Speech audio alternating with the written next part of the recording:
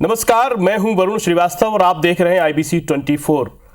आपने सुना होगा श्री शिवाय नमोस्तुभ्यम। आपने सुना होगा एक लोटा जल समस्या का हल। आपने का एक छोटा सा मन का आपकी जिंदगी भर की और मन की सारी समस्याएं दूर कर देगा। जी हाँ, हम बात कर रहे हैं कुबेश्वर महाराज जी के जो प्रेरक हैं और गुरु हैं पंडित प्रदीप मिश्रा जी की बात करेंगे और समझेंगे पूरा ये आध्यात्मिक और धार्मिक जो दर्शन है भगवान बाबा शिवनाथ का, इस पूरे दर्शन को समझने का प्रयास करेंगे। पंडित जी, आपका बहुत बहुत स्वागत है कार्यक्रम में। श्री शिवाय नमस्तुभ्यम। श्री शिवाय नमोस्तुभ्यम। श्रोताओं को हर हर महादेव। पंडित जी, श्री शिवाय नमोस्तुभ्यम और एक मंत्र होता है ओम नमः शिवाय, पंचाक्षर मंत्र है। ये दोनों ही मंत्रों का जो अर्थ समझ में आता है वो भगवान शिव को हम अर्पित करते हैं, स्वयं को स्मरण करते हैं, उनको प्रणाम करते हैं। तो इनमें कोई अंतर और भी है? क्योंकि इसको लेकर के भी कई बार बातें हुई हैं, चर्चाएं हुई हैं। देखिए, नमः शिवाय पंचाक्षर मंत्र और ओम नमः शिवाय षडाक्षर मंत्र है। इन दोनों मंत्रों का प्रयोग का भी वर्णन हमारे यहाँ शिव महापुराण में वर्णित किया गया है और स्कंद पुराण में भी इसका वर्णन है कि इन मंत्रों का प्रयोग कैसे करना चाहिए। महिला को नमः शिवाय बोला जाता है महिला के मुख से, और पुरुष के मुख से ओम नमः शिवाय का स्मरण किया जाता है, जो कि हमारे यहाँ शिव महापुराण के अंतर्गत भी इसका वर्णन किया गया है। इसका मतलब भी यही है कि हम शंकर भगवान को नमन कर रहे हैं, भगवान शिव को प्रणाम कर रहे हैं, भगवान शिव को हम प्रणाम करते हैं, उनके चरणों को नमन करते हैं। और श्री शिवाय नमस्तुभ्यम का मंत्र का भी भाव यही वर्णित किया गया है विद्येश्वर संहिता में शिव महापुराण की, कि मैं भगवान शंकर को नमन कर रहा हूँ, मैं भगवान शंकर को प्रणाम कर रहा हूँ। हाँ, ये जरूर है कि ओम नमः शिवाय जो षडाक्षर मंत्र है, इस षडाक्षर मंत्र का जो ओम शब्द है, उस अक्षर का जो उच्चारण है वो जीव मात्र के लिए एक आनंद की अनुभूति करा देता है। जैसे हमारे यहाँ ओम का उच्चारण सभी मंत्रों के साथ में किया जाता है और सभी मंत्रों के साथ कहीं ना कहीं उसकी सिद्धता बनती है। श्री शिवाय नमस्तुभ्यम का जो उच्चारण है वो लक्ष्मी के एक मूल भाव से प्रकट होता है, और लक्ष्मी जो भगवान शंकर की स्तुति करती हैं या किसी रूप में बेलपत्री के वृक्ष के नीचे बैठकर भगवान शंकर की आराधना करती हैं, बेलपत्र के वृक्ष के नीचे बैठकर भगवान शंकर को प्राप्त करने का या उनको जानने का एक अवसर प्राप्त करती हैं, तो वो श्री शिवाय नमस्तुभ्यम भगवान शंकर को बारंबार नमन करती हैं वो जी। तो मूलतः ओम नमः शिवाय, नमः शिवाय, श्री शिवाय नमस्तुभ्यम, ये सभी मंत्रों का जो प्रभाव है वो हमारे जीवन में सुखमय होता है, हमारे जीवन में आनंदमय होता है। इसलिए ये सभी मंत्र जो हमारे शंकर के हैं, चाहे वो महामृत्युंजय हो, ओम नमः शिवाय हो, षडाक्षर मंत्र हो, चाहे वो श्री शिवाय नमस्तुभ्यम, ये सारे मंत्र हमारे जीवन में ऊर्जा प्रदान करते हैं। श्रीवास्तव जी। जी। पंडित जी, एक आप जिसके लिए जाने जाते हैं, जिस एक वाक्य से आपको दुनिया ने रिकॉग्नाइज किया, पहचाना, एक लोटा जल समस्या का हल, ये इसका कॉन्सेप्ट क्या है और इसके आध्यात्मिक, धार्मिक और हमारे पास जो पौराणिक प्रमाण है वो क्या है?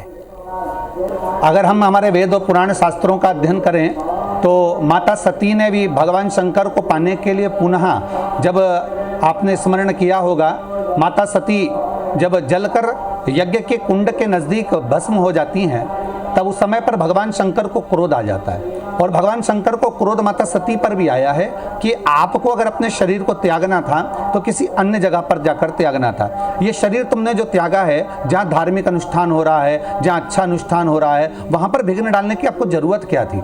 माता सती को समझाने का भी प्रयास भगवान शंकर ने करा कि आप मत जाइए, क्योंकि उसमें विघ्न उत्पन्न हो सकता है। यज्ञ अच्छा चल रहा है, दक्ष प्रजापति के अनुष्ठान अच्छा चल रहा है, कहीं अगर धार्मिक आयोजन होता है, कोई अच्छा आयोजन होता है, तो वहाँ विघ्न क्यों उत्पन्न करना? पर माता सती नहीं मानी, और सती मैया जब पहुंची और पहुंचकर माता सती ने अपने शरीर का त्याग किया, तब शिव जी को क्रोध आया।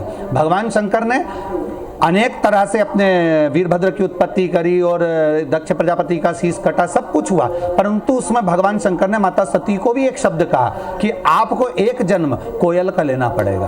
कोयल का जन्म जब तुम लोगी तब 2 आषाढ़ पड़ेंगे, और 2 आषाढ़ जब पड़ेंगे उस समय पर तुम मेरी आराधना करोगी और मेरी आराधना में लगोगी। उस समय पर तुम्हारे एक अंश, एक बूंद का भी अंश तुम मेरे शिवलिंग पर अगर चढ़ा दोगी तो उसका फल मुझे प्राप्त होगा, और उससे तुम्हारी मुक्ति होकर तुम फिर पार्वती का जन्म पाओगी, फिर हिमालय राज के घर में तुम जन्म लोगी।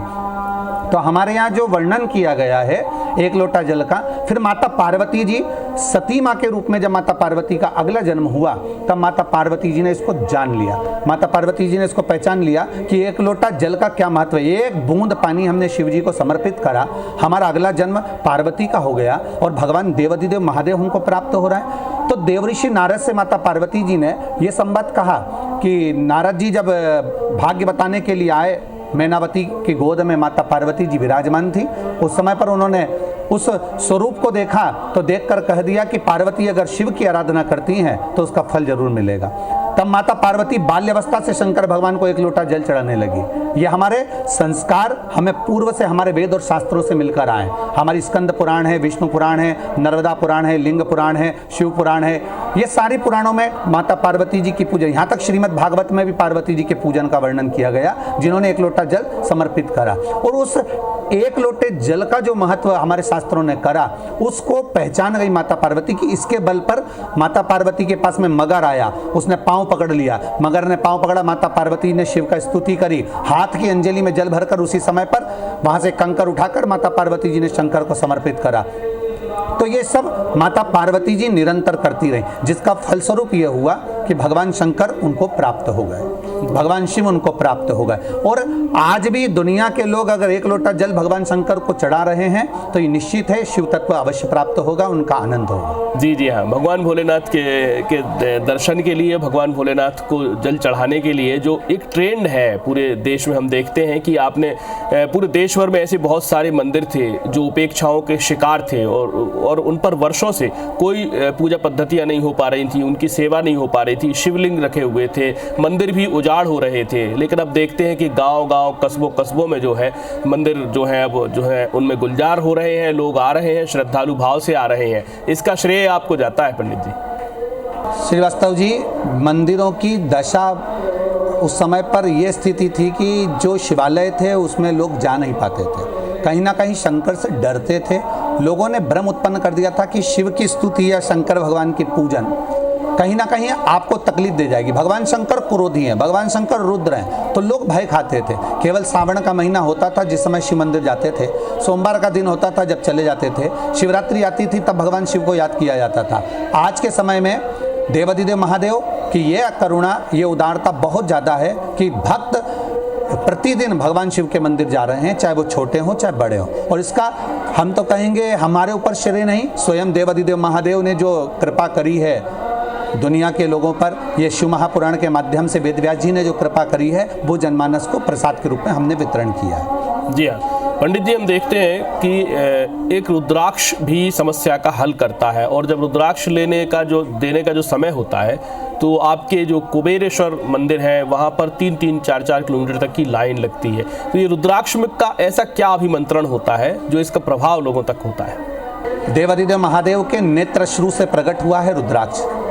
जब भगवान एकांत में काशी की पवित्र भूमि पर विराजमान थे तब माता पार्वती जी ने पीछे से आकर उनके नेत्र का स्पर्श कर लिया था। नेत्र को बंद किया तो भगवान शंकर के नेत्र से एक बूंद अश्रु की गिर गई, जिससे रुद्राक्ष का पौधा उत्पन्न हो गया। जैसे माता पार्वती जी के द्वारा बेलपत्र उत्पन्न हुआ है, वैसे ही भगवान शिव के द्वारा रुद्राक्ष उत्पन्न हुआ है। शंकर भगवान को अति प्रिय है रुद्राक्ष। हमारा शास्त्र कहता है एक मुखी से लेकर 14 मुखी तक रुद्राक्ष होते हैं, ये शिव पुराण में लिखा गया है। एक मुखी से 21 मुखी तक रुद्राक्ष होते हैं, ये स्कंद पुराण में लिखा गया। सभी रुद्राक्ष का अपना अपना एक भाव होता है, अपना अपना एक मंत्र होता है। सभी रुद्राक्ष को पाने के लिए अर्थात उसको सिद्ध करने का एक मंत्र होता है। यहाँ जो कुबेरेश्वर धाम पर रुद्राक्ष आते हैं ये गंडकी के तट के आते हैं।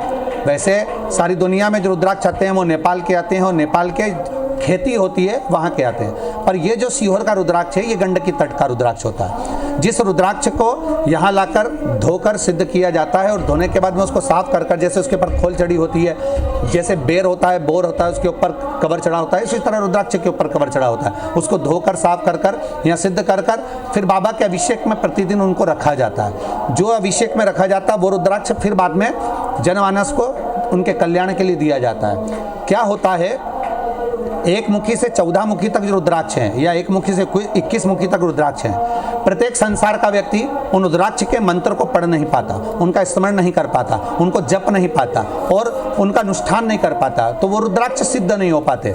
उसको यहाँ पर शिवरात्रि के समय पर जो हमारे यहाँ फुलेरा दूज का जो आयोजन होता है, शिवरात्रि का जो आयोजन होता है और यहाँ जो आयोजन चलता है रुद्राक्ष महोत्सव का, उसमें विद्वान ब्राह्मणों द्वारा उसको सिद्ध किया जाता है। वैसे रुद्राक्ष आप रूप में सिद्ध है, उसको सिद्ध करने की जरूरत नहीं पड़ती, पर एक अनुष्ठान के माध्यम से उसमें एक बल, एक एनर्जी और दी जाती है, एक ऊर्जा दी जाती है। अब जैसे जो जितने भी कथावाचक या धर्मगुरु हैं या प्रेरक हैं जो धर्म की ओर उनको लेकर जा रहे हैं, साथ ही साथ आप लोगों के साथ ही एक राजनीति भी समानांतर काम कर रही है, वो भी उनका एक मन मानस का जो है राजनीतिकरण भी कर रहे हैं। पंडित जी इसको कैसे देखते हैं? देखिए श्रीवास्तव जी, ये तो धर्म के साथ राजनीति और राजनीति के साथ धर्म तो शुरू से चला आ रहा है। जब राजा विराजमान होते थे सिंहासन पे तो उनके साथ में भी उनके गुरु विराजमान होते थे, साथ बैठते थे उनको मार्गदर्शन करने के लिए। तो ये तो शुरू से होता आया और कहीं ना कहीं अगर कोई सदगुरु उसके साथ में जुड़ा हुआ है और वो मार्ग बता रहा है, ये जरूर है कि धर्म में ज़्यादा राजनीति नहीं होना चाहिए, ना राजनीति में ज़्यादा धर्म का वो होना। मूल चीज़ है कि थोड़ा मार्गदर्शन जरूर होना चाहिए जिससे कोई पथ से भ्रष्ट ना हो जाए, पथ से कोई डोल ना जाए, अपने पथ पर चलता रहे और कुछ ना कुछ अच्छा कार्य करता रहे। इसलिए किसी ना किसी रूप में धर्म गुरु इनको मार्गदर्शन करते रहते हैं। जी हाँ, मतलब धर्म और राजनीति को आप अलग अलग मानते हैं या कि धर्म का हिस्सा राजनीति है, राजनीति का हिस्सा धर्म है, या दोनों एक दूसरे से बहुत ज़्यादा जुड़े हुए हैं, या दोनों एक दूसरे के बिना रह ही नहीं सकते? नहीं, ऐसा तो नहीं है कि दोनों एक दूसरे के बिना नहीं रह सकते, पर यह है कि दोनों एक दूसरे को धर्म को राजनीति की जरूरत नहीं है, पर राजनीति को धर्म की जरूरत जरूर पड़ती है। कहीं ना कहीं जब व्यक्ति कहीं ना कहीं एकदम अशांत हो जाता है तब वो धर्म की ओर बढ़ता है, चाहे राजनेता हो, चाहे सत्ताधारी हो, चाहे कोई पदाधिकारी हो, उसको धर्म की ओर बढ़ना ही पड़ता है। एक समय जरूर ऐसा आता है जिस समय पर वो अपनी मौनता धारण करता है और भगवान की ओर आगे बढ़ता है। गोवर्धन पीठ के जो शंकराचार्य हैं स्वामी निश्चलानंद जी, वो कहते हैं कि राजनीति जो है वो धर्म का एक बहुत छोटा सा हिस्सा है, या कि राजनीति धर्म से अलग है। आप बता रहे हैं कि दोनों जो है डिफरेंस है, तो ये कंट्राडिक्शन नहीं है धर्मगुरुओं के बीच में? देखिए, कहीं ना कहीं अभी आपको हमने वर्णन किया कि दशरथ जी के साथ भी उनके गुरु विराजमान होते थे, राजा जो बैठते थे उनके साथ में गुरुओं का निवास होता था। अर्थात हमारे यहाँ पर हम ये नहीं कह रहे कि राजनीति, आपने कहा राजनीति का हिस्सा क्या धर्म है, ना, धर्म का थोड़ा सा अभाव राजनीति के अंतर्गत हो सकता है, पर राजनीति का हिस्सा धर्म नहीं हो सकता। कहीं ना कहीं उनको समझाने का प्रयास जरूर हो सकता है कि राजा बैठा है तो वो धर्म के गुरुओं से राय लेकर कुछ अच्छा करने का प्रयास करे। जैसे अभी अवध में राम जी बैठे तो कहीं ना कहीं धर्म गुरुओं की राय ली गई और कहीं ना कहीं उनसे मार्गदर्शन कर फिर राम जी महाराज को विराजमान किया गया। चाहे वो काशी के विश्वनाथ हो, चाहे वो मथुरा के भगवान कृष्ण हो, किसी ना किसी रूप में अगर वो कार्य हो रहा है तो धर्म गुरुओं की भी राय ली जाती है, दोनों को समता मानकर एक साथ लेकर उनको चला जाता है। अभी एक सदी का बड़ा इवेंट हुआ, महा इवेंट हुआ अयोध्या में। वर्षों बाद भगवान राम की मूर्ति की स्थापना हुई और एक बड़ा आयोजन हुआ, उसमें विवाद भी हुए। बताया गया कि कई विद्वानों की सलाह नहीं ली गई, कभी मुहूर्त की बात की गई, कभी अधूरे मंदिर को जो है टारगेट किया गया। इसको पंडित प्रदीप मिश्रा कैसे देखते हैं? देखिए, हम तो यहाँ तक कहेंगे कि कोई अच्छा कार्य हो रहा है ना, जैसे अपना ये दो हाथ होते हैं, एक सीधा राइट हैंड होता है, एक लेफ्ट हैंड होता है। राइट हैंड से सब कार्य अच्छा होता है, लेफ्ट हैंड से कोई कार्य हम अच्छा नहीं कर पाते हैं। तो लेफ्ट हैंड हाथ को, उल्टे हाथ को भी ये लगता है कि मेरा ये हाथ किसी काम का नहीं, तो भगवान से उस हाथ ने भी प्रार्थना करी कि भगवान मुझे बनाया ही क्यों, जब सारा दान पुण्य यज्ञ भजन सब कुछ सीधे हाथ से होना है, राइट हैंड से होना है, तो मुझे क्यों बनाया, लेफ्ट हैंड को क्यों बनाया। तब मुझे बड़ा दुख होता है कि मेरा ये हैंड काम नहीं आता, अच्छी जगह पर कार्य नहीं करता। तब परमात्मा ने कहा हाथ को, इस हस्त को, लेफ्ट हैंड को, कि तुम एक काम क्यों नहीं करते, इस राइट हैंड को थोड़ा सा स्पर्श कर लिया करो यज्ञ करते समय, अनुष्ठान करते समय, आरती करते समय, तो तुम्हें भी उसका पुण्य प्राप्त होता चले जाएगा। तो हम तो ये कहेंगे कि ये ऐसा नहीं कि कहीं ना कहीं ये संपूर्ण विश्व के कल्याण के लिए, जो नहीं मानते भगवान को उनको भी इसमें शामिल होना चाहिए और कहीं ना कहीं किसी न किसी रूप में धर्म के साथ आगे बढ़कर अच्छा अगर कोई कार्य हो रहा है, अच्छा अनुष्ठान हो रहा है, तो उसमें संपूर्ण देशवासियों को किसी न किसी रूप में हिस्सा लेना ही चाहिए। जी हाँ, आपने जो हाथ का उदाहरण दिया, राइट और लेफ्ट का आपने उदाहरण दिया, आप पिछले कई वर्षों से एक जो राजनीतिक एजेंडा है उसके निशाने पर हैं। जैसे कि आप जो है बिलपत्र चढ़ा करके, जल चढ़ा करके बच्चों को परीक्षा में अच्छे अंकों का जो आप कहते हैं और दावा करते हैं, लेकिन फिर एक वीडियो वायरल होता है, बीच में एक खबर वायरल होती है कि आपका बेटा ही जो है 8th क्लास में पास नहीं हो पाया, हालांकि वो सच नहीं था।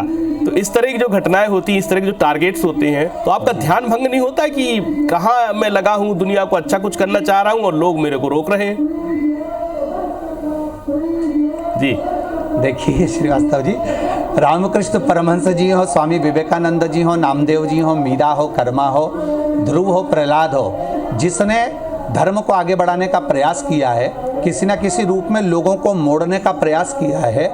कहीं ना कहीं जब टर्न आता है ना तो गाड़ी तो थोड़ी स्लो होती ही होती है, स्पीड ब्रेकर आता है तो थोड़ी गाड़ी को स्लो करना ही पड़ता है। उसी तरह ये बीच बीच में जो टर्न आते हैं ना, ये हमारी गाड़ी के लिए अच्छे होते हैं, इसमें हमको दुख बनाने के लिए या तकलीफ के लिए नहीं होते हैं। जैसे किसी ने कहा कि बेलपत्र पर शहद लगाकर चढ़वाते हैं, या कोई वो अधूरी वीडियो लोग चलाते हैं। अगर पूरी वीडियो चलाएंगे तो हमने प्रत्येक कथा में कहा है कि अच्छी मेहनत करो, अच्छी मेहनत, अच्छा कर्म करो, और उसके साथ में शंकर जी पर विश्वास कर एक बेलपत्री पर शहद लगाकर शंकर भगवान को समर्पित करो। अब उसमें अगर वो कह दे कि गुरु जी का पुत्र, तो हम तो कहते हैं कि ये सब अफवाहें लोग उड़ाते हैं कि ये गुरु जी का बेटा फेल हो गया। जो बच्चा नहीं पढ़ेगा, जो कर्म नहीं करेगा, तो उसके लिए तो ये रिजल्ट होना ही है। और हमारा बेटा फेल नहीं हुआ था, उस समय उसका रिजल्ट अच्छा आया था, पर किसी ना किसी रूप में उसको गलत शो करा गया कि कहीं ना कहीं महाराज जी की टांग खींचकर पीछे करा जाए, आप भी आगे बढ़ेंगे तो आपकी भी टांग खींची जाएगी। तो ये तो हम जब राह पर चलते हैं ना, मार्ग पर चलते हैं, तो बीच बीच में टर्न जो आते हैं ना, ये हमें सिखाने के लिए आते हैं कि थोड़ा गाड़ी स्लो करो, थोड़ा आराम से चलो, धीरे धीरे और आगे बढ़ना है आपको, तो थोड़ा स्लो होते चलिए। जी हाँ, अभी वर्तमान में भारत का राजनीतिक नेतृत्व और राजनीतिक दिशा कैसी लगती है आपके हिसाब से? अभी भारत में जो स्थिति राजनीति की चल रही है, जिसके अंतर्गत सनातन धर्म की ध्वजा फहराई जा रही है, किसी न किसी रूप में एक नीचे से नीचा व्यक्ति, हमें ये देखना है कि राम जी के राज्य का एक अंश आज देखने को मिल रहा है। राम जी के राज्य का अंश क्या था कि आपने देखा होगा, हरिद्वार जाओ तो वहाँ राम घाट मिलता है, उज्जैन जाओ तो राम घाट मिलता है, यमुना जी के घाट पर जाओ तो राम घाट मिलता है, मंदाकिनी के घाट पर जाओ तो राम घाट मिलता है, सरयू जी के घाट पर जाओ तो राम घाट मिलता है। राम घाट का मतलब क्या होता था कि चाहे वो ब्राह्मण हो, क्षत्रिय हो, वैश्य हो, शूद्र हो, सभी वर्ण का व्यक्ति एक घाट से पानी पीता था, एक घाट से जल लेता था, एक घाट पर बैठता था, एक जाजम पर बैठता था।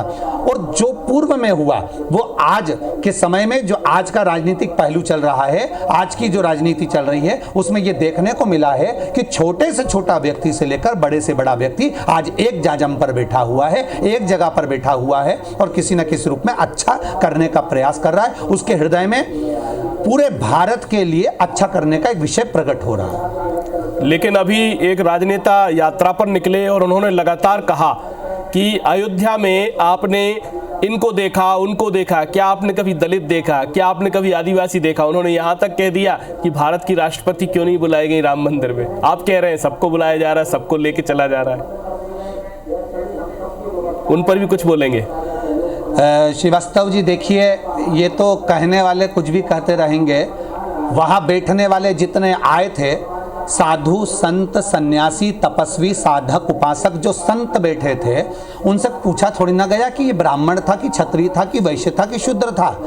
जो वहाँ बैठा था उससे ये पूछा नहीं गया है, क्योंकि साधु से जात नहीं पूछी जाती, संत से जात नहीं पूछी जाती, परंतु वो कौन था, बैठा तो था ना। अब उससे आप ये थोड़ी ना पूछ सकते हो कि आप ब्राह्मणों की, क्षत्रियों की, वैश्य हो। आपने देखा होगा राम जी की प्राण प्रतिष्ठा में माननीय प्रधानमंत्री जी नरेंद्र भाई मोदी जी उस समय पर वहाँ पहुँचे, जिन्होंने उस मंदिर का निर्माण किया, जिन्होंने उस मंदिर को बनाया, बहुत मेहनत करी, जिन्होंने तगाड़ी ढोई है, जिन्होंने फर्श लगाया है, जिन्होंने बगीचा संभाला, उनके पास बैठकर भी भाई नरेंद्र भाई मोदी जी ने जाकर, प्रधानमंत्री जी ने उनके साथ में बैठकर उनके साथ बात करी, उनके साथ बैठकर फोटो खिंचवाए, उनके साथ बैठकर भोजन किया। तो ये सब चीज़ें हमें बताती है कि ये भेदभाव दुनिया आक्षेप लगा सकती है, दुनिया कह सकती है पर आज की राजनीति में ये नहीं है कि कहीं ना कहीं किसी धर्म को या किसी जाति को नीचा दिखाया जाए। संपूर्ण जाति को ऊंचा उठाने का प्रयास आज के समय में किया जा रहा है। इसलिए आज की राजनीति जो चल रही है, आज का जो पहलू चल रहा है, उसको लिए मैं साधुवाद देता हूं। कि जल चढ़ाने की जो आप बात कहते हैं,